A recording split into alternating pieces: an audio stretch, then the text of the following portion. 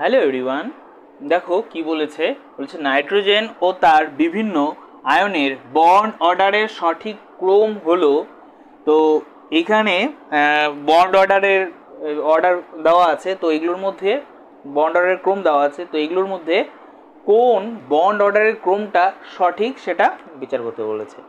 তো bond order তো আমরা এমও দিয়ে বের করি, MOT molecular orbital theory, sigma 1s sigma 1s star দিয়ে বের করি সাধারণত, তাই না? তো সেভাবে অবশ্যই বের করা যায়।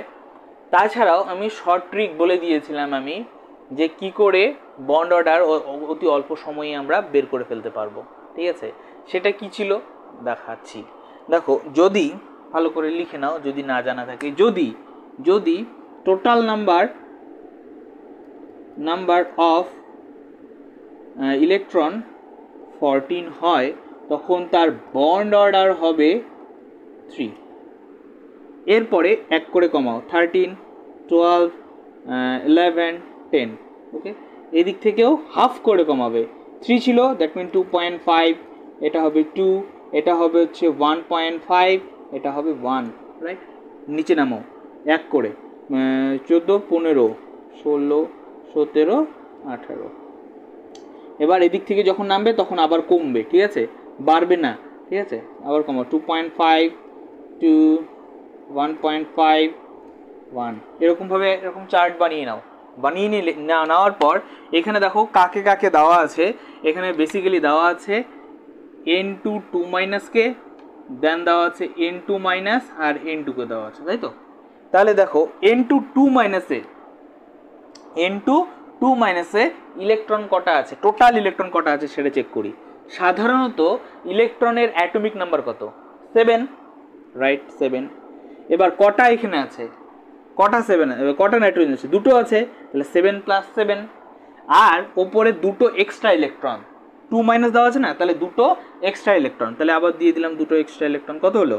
7 × 14, 15, 16 হলো না? তাহলে বন্ড অর্ডার কত দাঁড়াবে? এটা থেকে যদি দেখি 16 হলে পরে বন্ড অর্ডার 2, তাহলে এর ক্ষেত্রে বন্ড অর্ডার কত দাঁড়ালো? 2। ওকে, এবার এর ক্ষেত্রে চেক করি। এটার ক্ষেত্রে তাহলে 7 + 7 হবে, এটা আশা করি বোঝা গেল, কারণ দুটো নাইট্রোজেন আছে আর উপরে একটা মাইনাস আছে, তার মানে 1+, তাই তো? তাহলে কত যাচ্ছে? 7 × 14, 1 × 15, তাই তো? 15 হওয়ার কারণে কত হবে বন্ড অর্ডার? 2.5, রাইট? এবার এটা কি আছে? n2, তার মানে 7 + 7 হবে, তাহলে কত হলো? 14 হলে পরে কত? 3।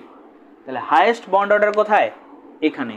হাইয়েস্ট বন্ড অর্ডার কিন্তু এখানে, দেন এটা, রাইট? তাহলে সব থেকে বেশি n2, দেন n2 তারপর n2 2 তাই তো?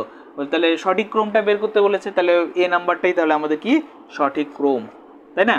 কারণ সব থেকে বেশি বন্ড অর্ডার এখানে আছে, তারপর এটা একটু কম, তারপর এটা আর একটু কম, তাই তো? বাদ বাকিগুলো তো একই রকম অপশনে দেওয়া আছে। ওকে, বোঝা গেল?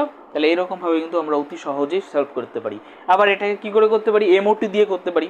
এমওটি দিয়ে করলে sigma 1a sigma 1 star, sigma 2a sigma 2 star, এরকম করে করে করতে হবে। তো এটা করলে কিন্তু অনেকটা সময় লাগবে, আর এইভাবে করলে অতি অল্প সময়েই অ্যান্সার করা যাবে। ওকে, বোঝা গেল? ওকে।